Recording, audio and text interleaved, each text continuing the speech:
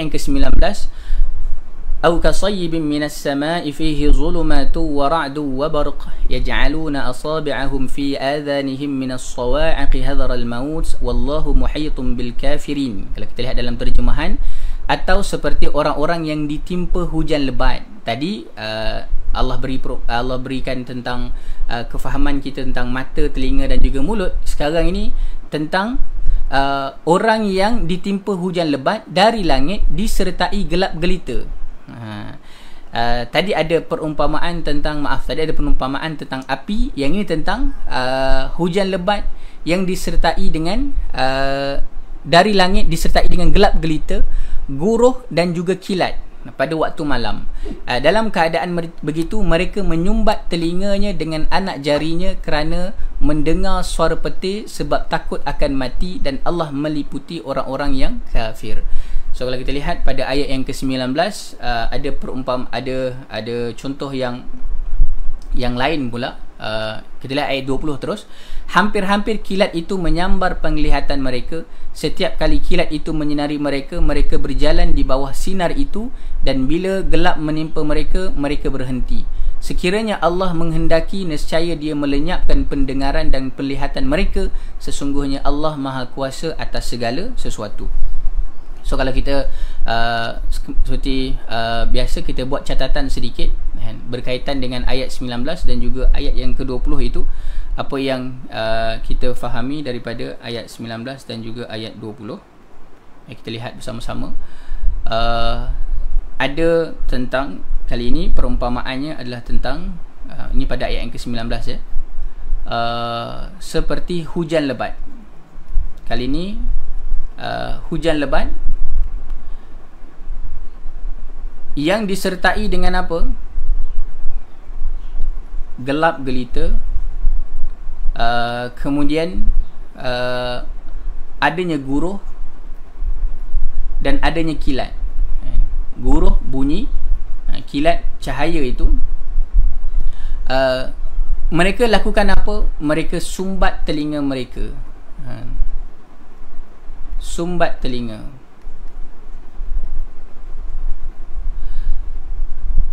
Daripada mendengar petir sebab ketakutan mereka akan kematian, kerana mereka takut. Dan Allah meliputi orang-orang yang kafir.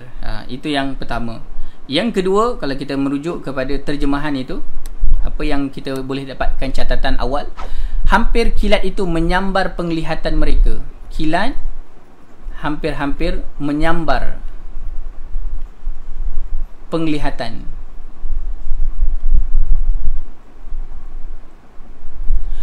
Setiap kali kilat itu menyinari mereka, mereka berjalan di bawah sinar itu, dan bila gelap menimpa mereka, mereka akan berhenti.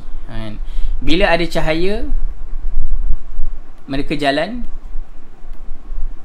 Bila gelap, mereka berhenti. Allah menghendaki, sekiranya Allah menghendaki, nescaya Dia melenyapkan pendengaran dan penglihatan mereka. Sesungguhnya Allah Maha Kuasa atas segala sesuatu. Sekiranya Allah berkehendak, boleh sahaja Allah buat apa? Allah hilangkan pendengaran dan juga penglihatan mereka. So kita dapatkan catatan awal itu bila kita baca terjemahan, dan kita lanjutkan kefahaman kita dengan merujuk kepada Al-Aisar. Dalam Aisar dijelaskan kepada kita dengan lebih lanjut. Apa penjelasan yang lebih lanjut untuk kita? Ayat 19 dan juga ayat 20 adalah perumpamaan bagi orang munafik itu. So ayat 19 dan 20 ini adalah perumpamaan bagi orang munafik. Sekali lagi perumpamaan. Tadi rupanya ini juga perumpamaan. So kita dah tahu dah. Sebuah contoh yang luar biasa dan sangat tepat dengan realiti kehidupan mereka. Dalam tafsir ini, so kita lebih faham. Rupanya inilah realiti kehidupan mereka. Apa dia? Ibarat sebuah hujan yang sangat lebat dalam kegelapan, diiringi dengan suara halilintar yang menggelegar, dan kilatan. Kilat yang seolah menyambar. sementara mereka berada di tengah-tengah suasana seperti itu, kalau kita lihat pada malam dalam keadaan gelap, dalam keadaan guruhnya, dalam keadaan kilat, mereka ni umpama berada dalam keadaan seperti itu, dalam keadaan apa? Ketakutan. Sehingga mereka menutup telinga dengan jari-jari tangan mereka supaya mereka tidak mendengar suara halilintar itu, kerana bimbang jantung mereka terkejut dan mereka mati kerananya. Mereka tidak mendapatkan tempat untuk melarikan diri kerana Allah telah mengepung mereka dari segenap penjuru. Inilah keadaan mereka, menggambarkan tentang ketakutan mereka. Orang munafik ini digambarkan tentang ketakutan mereka. Macam mana keadaan takut mereka itu?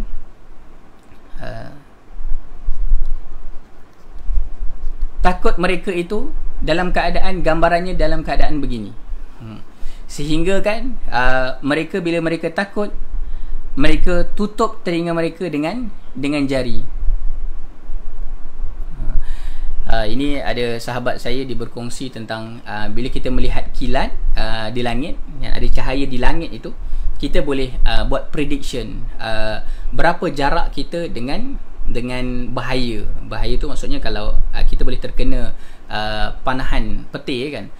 So jarak kita dengan petir, kalau lihat cahaya di langit itu, kita kira kan, 1, 2, 3, 4, 5, 6, puff, kan, barulah bunyi. Maksudnya jarak kita dan juga cahaya dengan tempat itu, bahaya itu adalah sekitar 2 km. Sebab apa? Setiap 3 saat kiraannya adalah 1 km. Jadi kalau kita dengar bunyi, tengok je di langit ada cahaya, kita kira 1, 2, 3, 4, 5, 6, 7, 8, 9, 10, 11, 12. Tak ada bunyi. Maksudnya memang kilat dan juga petir itu jauh lah daripada tempat kita. Tapi kalau kita tengok saja cahaya di langit, terus ada bunyi, maka pada waktu itu janganlah mengada-ngada nak pergi duduk dekat luar tempat yang lapang dan sebagainya.